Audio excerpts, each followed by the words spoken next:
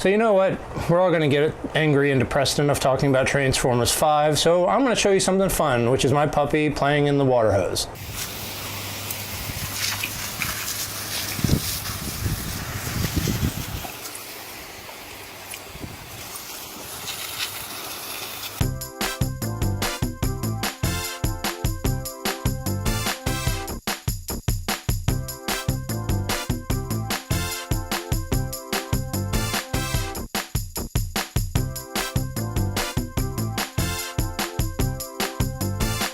Hey everybody, welcome back to Drinks and a Movie. Chris Hamker back with you. Today we'll be talking about Transformers The Last Night. But before we do that, we're going to start with the drink. And the drink I'm going to make is called the Cement Mixer.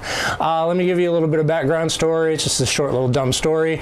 I asked my friend what drink I should do for this, and he said, do the Cement Mixer because it transforms in your mouth. That's his line, not mine. But look, it's not a good shot. It's half Bailey's, half lime juice into a shot glass, put it in your mouth, and it essentially curdles in your mouth, transforming into a cement type mixture, and then you just swallow it down like it's, you know, some sort of phlegm material.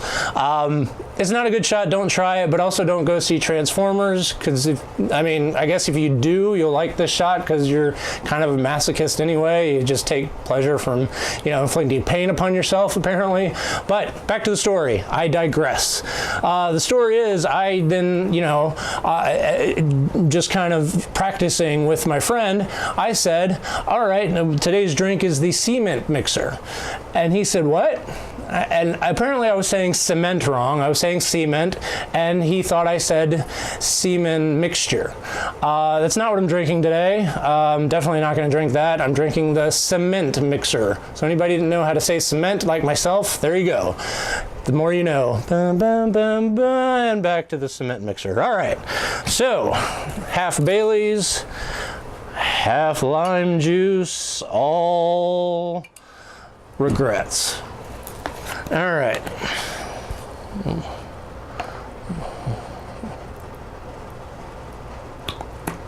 All right. Cheers, everybody.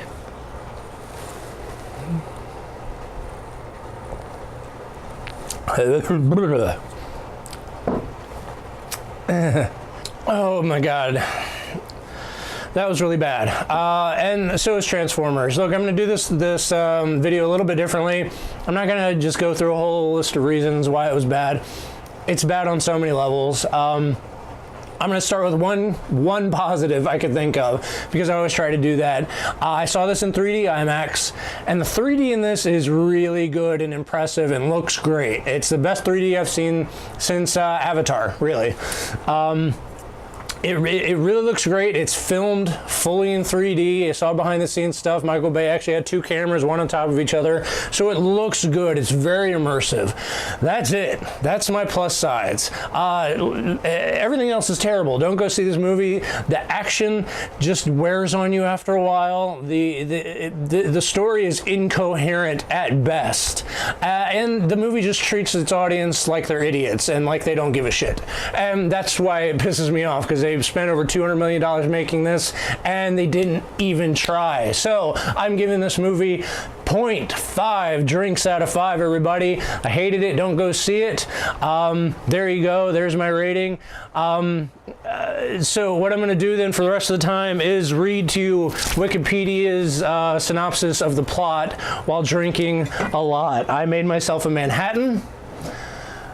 Look at this. That's right, it's a double.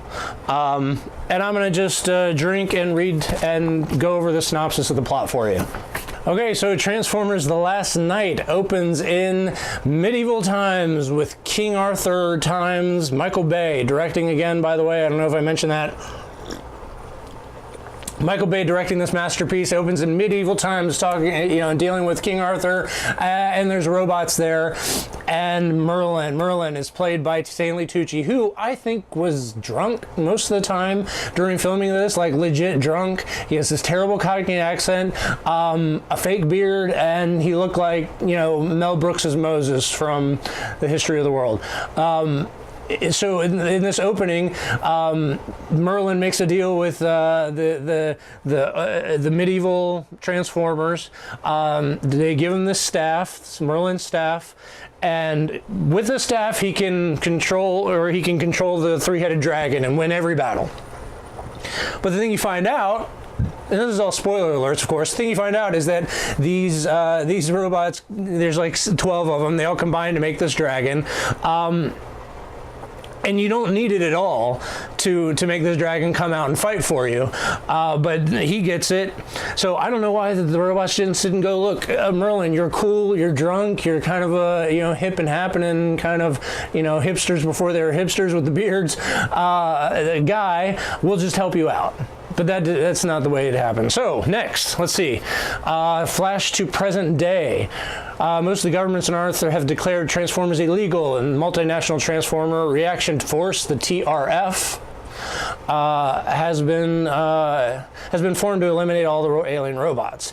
Now, despite the absence of Optimus Prime, who at the beginning of the movie, or at the end of the last one, I guess, spoilers for whatever the hell the other movie was called, Optimus shoots into space and he's gone to find his maker. He ends up freezing because reasons, and then he ends up at Cybertron. Luckily, just trajectory, finds this his creator Quintessa, who hypnotizes him and turns him into Bad Prime and sends him to get the staff. This is right after the first scene, and so you got Prime. He's evil again. He's gone to get the staff now.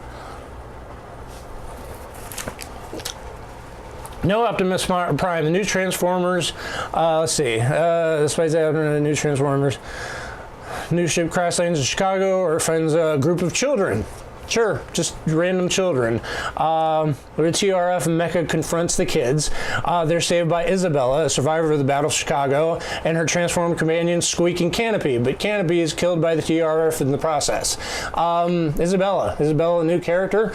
She is, and this movie has. So this movie is its sole point is to just steal from other movies over and over and over again. Isabella is Rey from Star Wars: The Force Awakens. She is this kind of orphaned kid with BB-8, Squeaks. She has a BB-8, and she befriends the other Transformer that's near her, and she's this kind of scrappy fighter.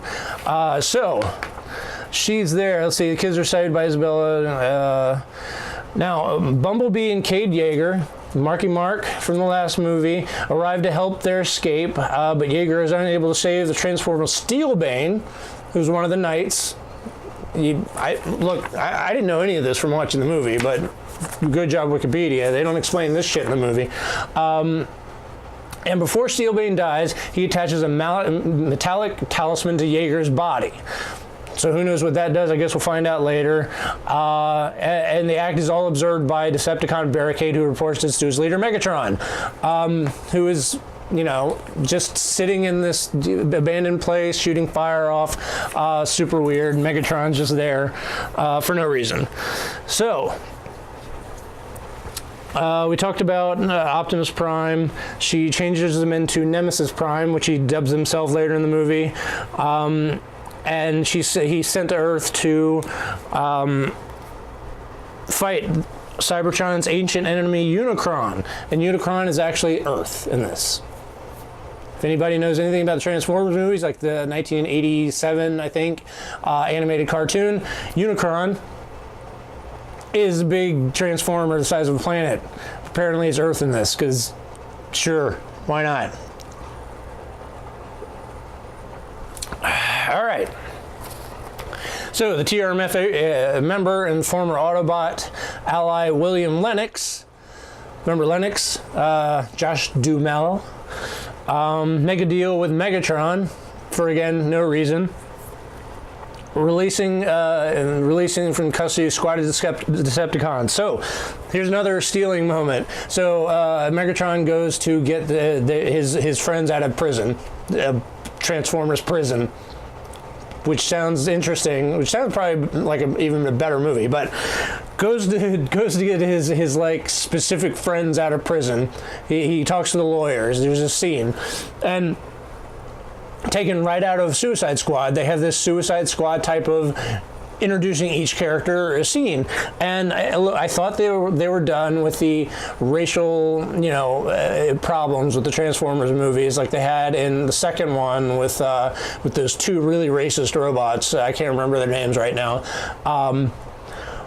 But one of the robots, after he's released, he says, free at last, thank Megatron Almighty, free at last. I'm sorry, Martin Luther King Jr. I'm so sorry. You did not do all that to get this. Anyway, this whole scene happens, and they're hired to catch hired to recover the talisman from Yeager. Decepticons hunt Yeager to his junkyard hideout in South Dakota, where he and his many surviving Transformers are holed up. All right, the junkyard. One of the only scenes I actually liked was Marky Mark hanging out in the junkyard with baby Dinobots. I don't even want to know where they came from. Just baby Dinobots. Just I guess Grimlock's a woman, or life finds a way.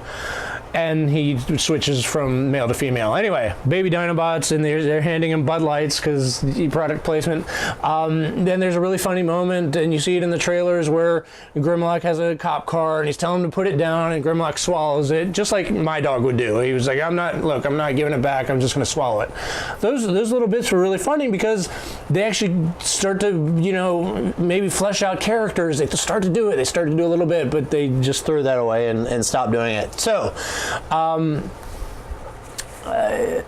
let's see, junkyard hideout in South Dakota, and mini survivor transfer. Yeager's approached by, during this chaos, so Megatron finds them, and the Dinobots, their only moment in the movie, only moment, they get a fraction, just like the last movie, they just get a little bit.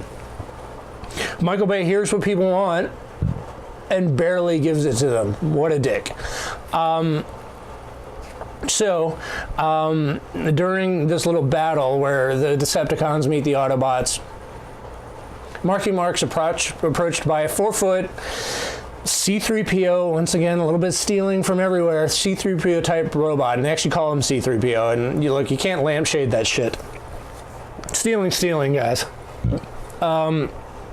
So this robot's named Cogman. He is a butler to Sir Anthony Hopkins. And Cogman essentially kidnaps Marky Mark to where he leaves everybody. This new kid, Isabella, his new sidekick, and everybody else, all the other Dinobots, all the other Autobots, Hound, everybody that he was with in the last movie. He just leaves. He just goes off to London because Cogman.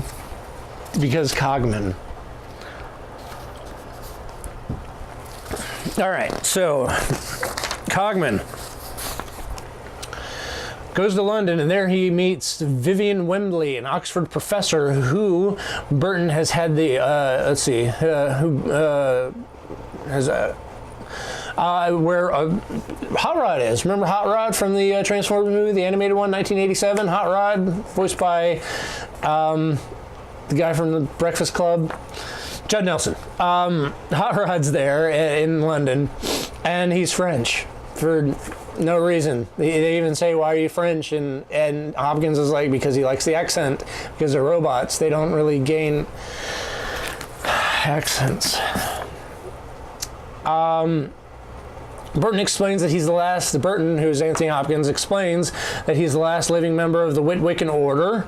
Witwicken, remember him? They are the Shia LaBeoufs of these movies.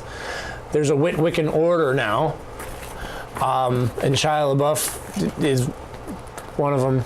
Ancient Brotherhood dedicated to guarding the secret history of the Transformers on Earth. He also reveals that Vivian is the last descendant of Merlin, because why not? And he must find and use the staff to prevent the impending destruction of Earth by Cybertron. Okay, so I'm about halfway through. I'm just gonna... So here's what this movie reminded me of, just in a nutshell. 5-year-old Michael Bay, just picture 5-year-old Michael Bay in the bathtub with all his toys, and he's just playing with them. So 5-year-olds with all their toys, I have my robots, and he's splashing around with his robots, and knights. I have knights. Let's throw the knights in there. We're gonna mesh with the knights and the robots, and they're all gonna fight, and then I'll get to it, but then there's a submarine. We're gonna say submarine, and the parents are standing there like, why? But Michael, why is there a submarine? He's like, because there's a submarine, and the British fleet. I'm bringing more robots. I'm bringing more robots. I'm splashing around more robots, and then Cybertron coming up. It was just playing it. It's just playing it. He's bad. He's evil. But then he's good again. But then he's evil. And then knights. And then a Nazi flag. And you think, well, why did little Michael Bay have a Nazi flag in his bathtub? Nobody really knows. And all this stuff is just splashing around, and that's what this movie is. This movie is just Michael Bay as a 5-year-old kid, just taking all his toys and just crashing them together over and over again until he has nothing left, and his fingers are all pruned up. All right, let's continue on. Fleeing the TRF, Jaeger Wembley followed clues left by her father and lead the team, Bumblebee and Cogman, to a submarine. There's a submarine, HMS Alliance, who is, I guess, an Autobot or a Transformer. But it never transforms. It's not big enough to hold a Transformer because Bumblebee has to hold on to it underwater. So I don't even know what the fuck it is.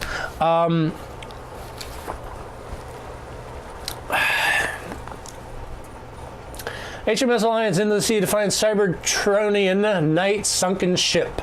So the Knights had a ship. It's sunken. They need to take the submarine to the ship to find the staff.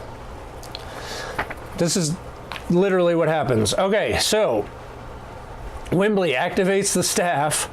The ship rises to the surface. The TRF arrives to confront the group, but several Knights awaken to attack them, and the attack cuts short by Optimus Prime. So, just to give you an idea, Optimus Prime shows up at the beginning. First 10 minutes is gone for an hour and a half. There's no Optimus Prime in your Transformers movie. It's gone for an hour and a half. Shows back up. It's still Nemesis Prime. He's still brainwashed. Takes the staff. Let's see. Who's mind-controlled Optimus Prime, but fortunately, the normally mute Bumblebee is finally able to speak, and the sound of his voice is enough to break Prime free of Quintessa's control. All right, let's talk about that. So, in the movie, again, Bumblebee is trying to get his voice box fixed. He gets a voice box, but it sounds like a female. Doesn't want to do that. Rips it out. Doesn't go, we'll stick with this for right now, but I'm gonna work on getting a different one. Rips it out. This is early in the movie. Optimus attacks. He fights Bumblebee, which is in all the trailers. This is like the key moment in all the trailers. This fight lasts for about a minute. Maybe 3 minutes. I might be shortchanging it. Maybe 3 minutes out of an hour and a half, 2 hours and a half long movie. 3 minutes is Bumblebee fighting Prime. It's the Batman v Superman of Transformers movies. Little part of the movie fighting Prime. And then he's about to get killed by Prime, and he's like, "You're my best friend." Okay, I mean, it's a nice little moment, but how is he supposed to, why would...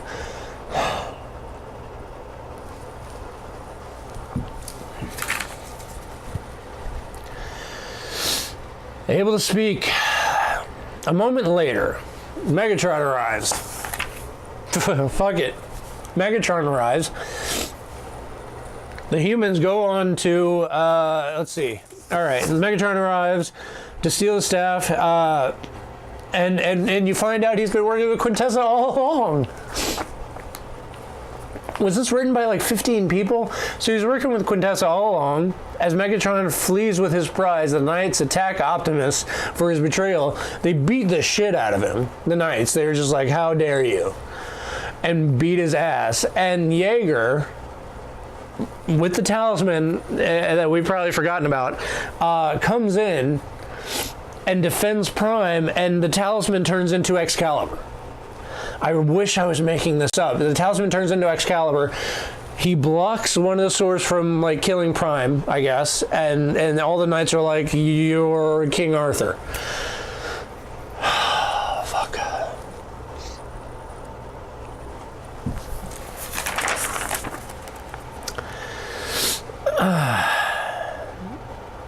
Realizing that he's the last knight, the Knights yield to Jaeger, who urges Optimus to protect Earth once more. And Optimus says that I will never betray you again. Until the next time, probably. So Megatron has the staff, delivers the staff to Quintessa, who begins draining the life force of Earth/Unicron via Stonehenge, because that's the famous landmark. When the military intervenes, Megatron shoots Burton. Anthony Hopkins gets a little moment. Look, all right, that's another thing. Anthony Hopkins, it's another plus side. I'll give it to this movie. Anthony Hopkins looks like he was having a ball. He was having a blast. May he have been drunk for some of the time? Because he does yell at a fat guy and call him a fat ass. Maybe.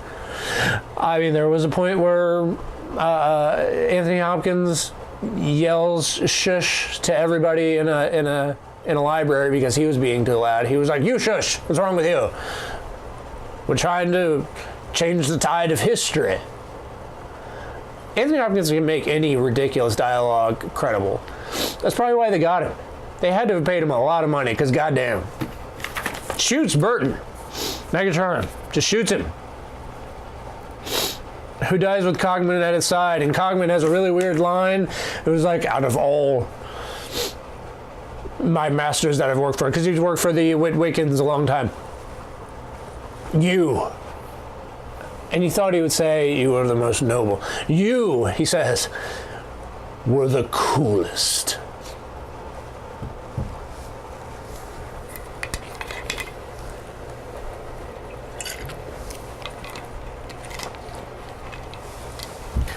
All right, so we got Cogman being super weird. Using the ship procured by the Autobot day trader, the Autobots arrive. So Hound and the other Autobots, along with the little girl Isabella and BB-8, arrive. And Jaeger said, "You got my message." In no part of this movie did Jaeger ever send them a message. Just never happened. Do they watch their own movie and go, "Oh, that makes sense"? Anyway, Autobots arrive to join the fight, landing on Cybertron and battling against the Decepticons and Quintessa's Infernocons. I didn't know there were Infernocons out there. They don't really say or even mention Infernocons at any point. And then a lot of explosions happen. You don't know who's what and where or why is exploding. There's so many explosions, so many sparks. Michael Bay. Optimus and his Autobots, backed by the Knights and their dragon, which brings me back to, the original bit where the staff brings the dragon. Nope. In this, the dragon just shows up because I can't wait for you to use, the Knights were just saying, "Look, I can't wait for you guys to use the staff. I can't wait for that. I'm just going to do it." Turn into the dragon and kill a lot of things. Excuse me. I'm so sorry. Cheers. They just do it. They don't even use the staff. They just turn into the dragon and help. Because it doesn't... all right. Optimus and his Autobots, backed by the Knights and the Dragon, vanquish their many foes. Optimus defeats Megatron with a roundhouse kick into space. Megatron just flies out into space because he has to be in the next 10. While Bumblebee appears behind Quintessa to slay her. He's just there. He's just, surprise, Bumblebee, boom. Wembley, remember Wembley from Oxford? She looks like a model. She's actually pretty good. She wasn't bad in this. She's good.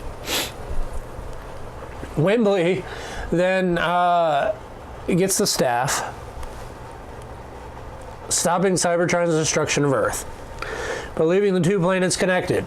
So Cybertron is this kind of big spindly sort of planet that was broken up, I think, at one point from war and stuff, and it grabs onto Earth with these like old man testicle balls thing, you know, and it's got this kind of spindly, and the balls just hit Earth and drag across it.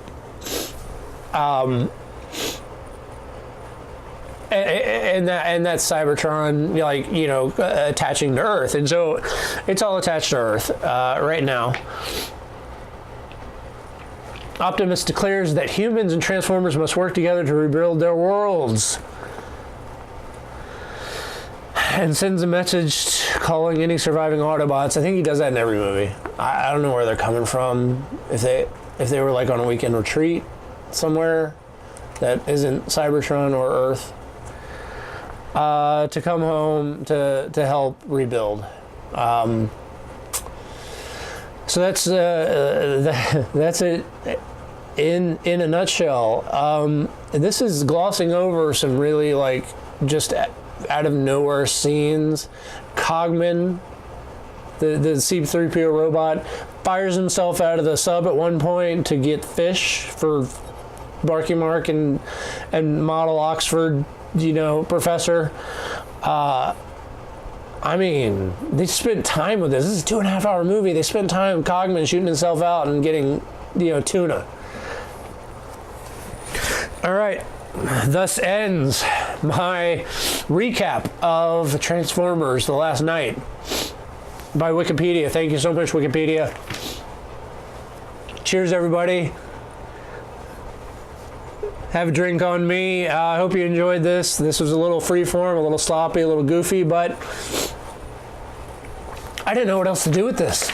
I didn't know what else to do after watching this movie. Anyway, tell me what your favorite Transformers movie is, because it's probably the first for me, because it was a little tighter of a story. I kind of like Shia LaBeouf in it. Yeah, that was probably the best one. Anyway, cheers, everybody. Thanks.